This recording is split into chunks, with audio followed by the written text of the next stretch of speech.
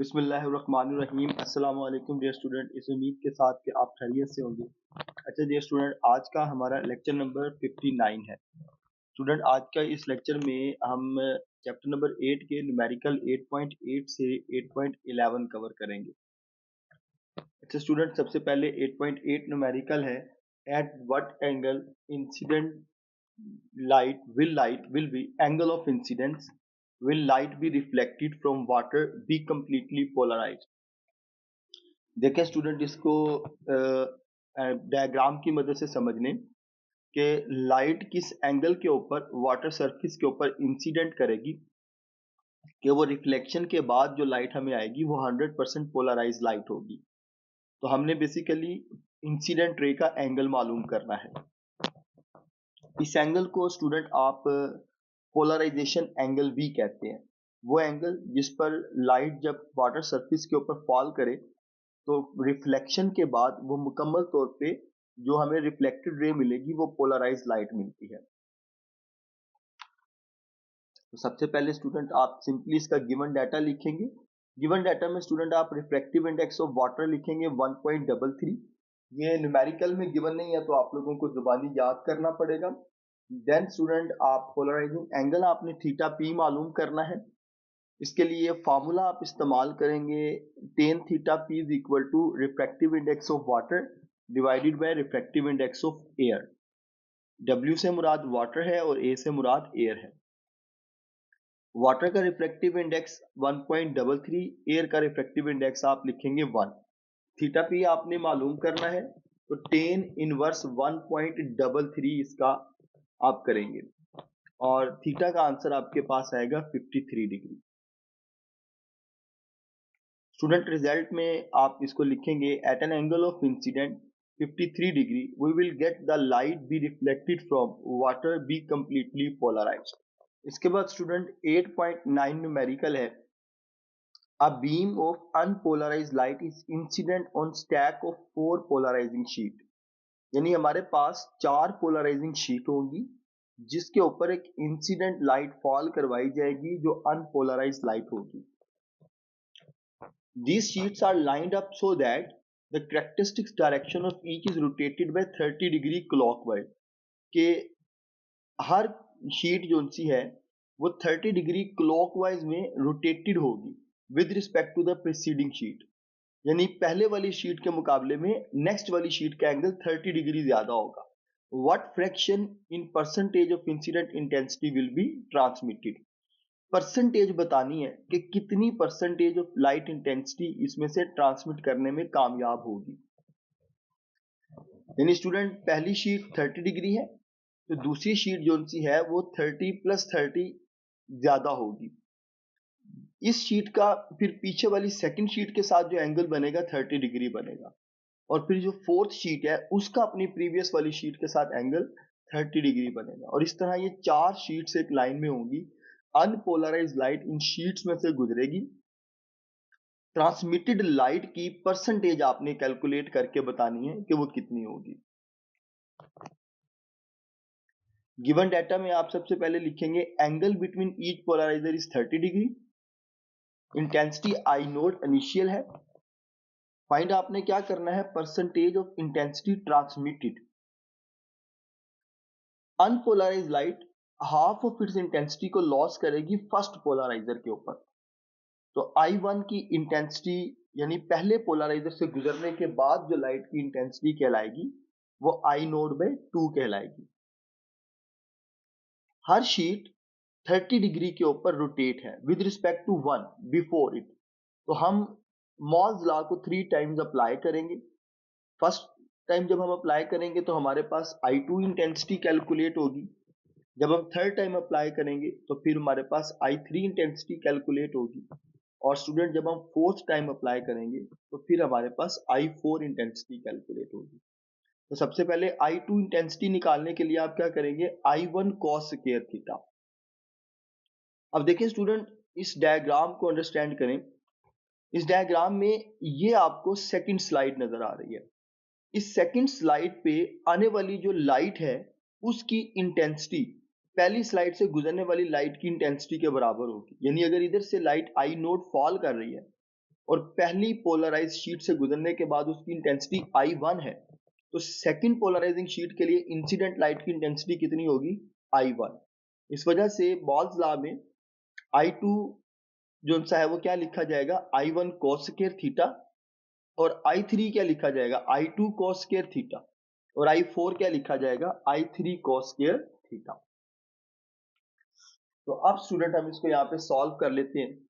I3 is equal to I2 cos square theta था, I2 की जगह पर वैल्यू पुट कर दी I1 cos स्क्वायर थीटा। ये फॉर्मूला आपके पास बना I1 cos 4 थीटा। I1 की जगह पर फिर दोबारा वैल्यू पुट की I1 cos 4 theta into cos square theta. ये I4 वाले फार्मूले में हमने वैल्यू को ऐड किया। I4 किसके इक्वल होगा? I3 cos स्क्वायर थीटा के। तो I3 आपने क्या निकाला है? I1 cos 4 थीटा निकाला है, तो I3 की जगह पर आ जाएगा I1 cos 4 theta into cos square theta. तो टोटल फोर्थ इंटेंसिटी का फॉर्मूला हमारे पास क्या आएगा? I4 equals to I1 cos 6 theta. I1 I naught by 2 के इक्वल है, और आगे आ जाएगा cos स्क्वायर थीटा। अब आप स्टूडेंट इसमें वैल्यूज पुट करें। cos 30 डिग्री है ये, I नोट बाय 2। ये जो आपको जीरो नजर आ रहा है ये बेसिकली डिग्री है यहाँ पर, ठीक है। तो अब आप cos 30 डिग्री की वैल्यू निकालें, वो आएगी √3/2 पावर 6। इसको सॉल्व करेंगे 27/64 आएगा, और जब आप इसकी परसेंटेज निकालेंगे तो ये 64 2 से मल्टीप्लाई होके 128 हो जाएगा, 27 वैसे ही रहेगा। आप इस फैक्टर की जब परसेंटेज निकालेंगे 100 से इसको मल्टीप्लाई करेंगे तो ये आंसर आपके पास आएगा 21%। अच्छा स्टूडेंट, इस न्यूमेरिकल की अब आप कैलकुलेटर की मदद से कैलकुलेशंस को समझ लें। सबसे पहले आपने क्या करना है? cos 30 डिग्री मालूम करना है। cos 30 डिग्री √3/2 के इक्वल है। √3/2 की आपने बेसिकली पावर लेनी है 6, तो आप इसको इस तरह से लिखेंगे √3/2।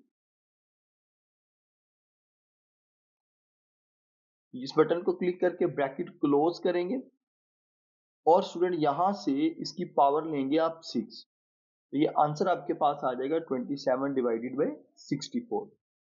अब आप इसको 27/64 को मल्टीप्लाई करेंगे 1/2 से। ये आई नोड वाला जो 2 है, आई नोड डिवाइडेड बाई 2, तो ये आंसर आपके पास आएगा 27 मल्टीप्लाई 128। परसेंटेज निकालने के लिए आप इसको 100 से मल्टीप्लाई करें, आंसर आपके पास आएगा 21%। तो स्टूडेंट 21% इंटेंसिटी ऑफ लाइट जो सी है वो ट्रांसमिट होने में कामयाब होगी। 8.10 न्यूमेरिकल है। A polariser and analyser have their axes aligned at 60 degree. What fraction of initial intensity is transmitted? एक पोलराइज शीट है और एक एनालाइजिंग शीट है। एनालाइजिंग शीट पोलराइजिंग के साथ 60 डिग्री का एंगल बनाती है, तो कितनी लाइट इंटेंसिटी ट्रांसमिट होगी ये हमने कैलकुलेट करनी है। गिवन डाटा में angle between polariser and analyser theta 60 degree given है। इनिशियल इंटेंसिटी आई नोड लिखेंगे। फाइंड हमने क्या करना है? इंटेंसिटी की fraction I divided by I nought मालूम करना है। सबसे पहले आप आई कैलकुलेट करेंगे, I is equal to I nought cos square theta. Malus law को यूज करेंगे, I nought is equal to cos square 60 degree. Cos 60 degree का बेसिकली ये स्क्वायर होगा। कॉस 60 0.5 होता है, 0.5 का स्क्वायर 0.25 आ जाएगा। आई नोड इधर आकर डिवाइड होगा, तो ये आंसर आपके पास आएगा 0.25। तो सिंपल इसकी कैलकुलेटर से आप कैलकुलेशंस को देख लें। आपने क्या करना है? cos 60 डिग्री मालूम करना है। cos 60 डिग्री 1/2 यानी 0.5 के इक्वल है। इस वैल्यू का आप स्क्वायर करेंगे तो आंसर 0.25 आएगा। बिकॉज ये दो सेम क्वांटिटीज की रेशियो है, तो इसका यूनिट नहीं लिखेंगे आप। तो रिजल्ट आप इसका लिखेंगे student, a polariser and analyser have their axis aligned at 60 degree. Fraction of initial intensity to the transmitted intensity is 0.25. Student 11 numerical है। If gravitational waves have a wavelength of 3000 kilometer find there frequency assuming that they travel at the speed of light। Student gravitational waves जो सी हैं वो speed of light के साथ जमीन पर पहुंचती हैं और इन वेव्स की वेवलेंथ 3000 किलोमीटर बताई जाती है। तो आप इसकी फ्रीक्वेंसी कैलकुलेट करके बताएं कि आप इसकी फ्रीक्वेंसी कैसे निकालेंगे। तो देखें स्टूडेंट, जनरल फार्मूला आप लिखेंगे, सबसे पहले वेवलेंथ लिखेंगे 3000 किलोमीटर, फ्रीक्वेंसी आपने मालूम करनी है। Then student speed of light की वैल्यू 3 क्रॉस 10 पावर 8, फार्मूला लिखेंगे F is equal to C over lambda. ये basically V is equal to F lambda formula है ग्रेविटी जो वेव्स की फ्रीक्वेंसी कैलकुलेट करने के लिए हम मालूम करते हैं। C की वैल्यू आप लिखेंगे 3 इंटू 10 पावर 8 मीटर पर सेकेंड और लैम्डा की वैल्यू आप लिखेंगे 3000 मल्टीप्लाई बाय 1000। किलो प्रीफिक्स की वैल्यू आप यहाँ पे लगाएंगे क्योंकि ऐसे यूनिट हमारे पास मीटर होता है। तो आंसर आपके पास आ जाएगा 100 हर्ट्ज का। स्टूडेंट इसकी भी कैलकुलेशंस बड़ी सिंपल सी हैं। डिवाइड लिखेंगे 3 इंटू 10 पावर 8 और नीचे आप लिखेंगे 3 इंटू 10 पावर 6, तो आंसर आपके पास आ जाएगा 100। तो रिजल्ट क्या होगा? If gravitational waves have a wavelength of 3000 kilometre, their frequencies assuming that they travel at the speed of light is 100 hertz। तो यहाँ तक स्टूडेंट हमारे ये न्यूमेरिकल कंप्लीट होते हैं। ऐसी तमाम वीडियोस को देखने के लिए चैनल को सब्सक्राइब करें, बेल आइकन के बटन को क्लिक करें ताकि आने वाले लेक्चर्स आपको मिल सकें।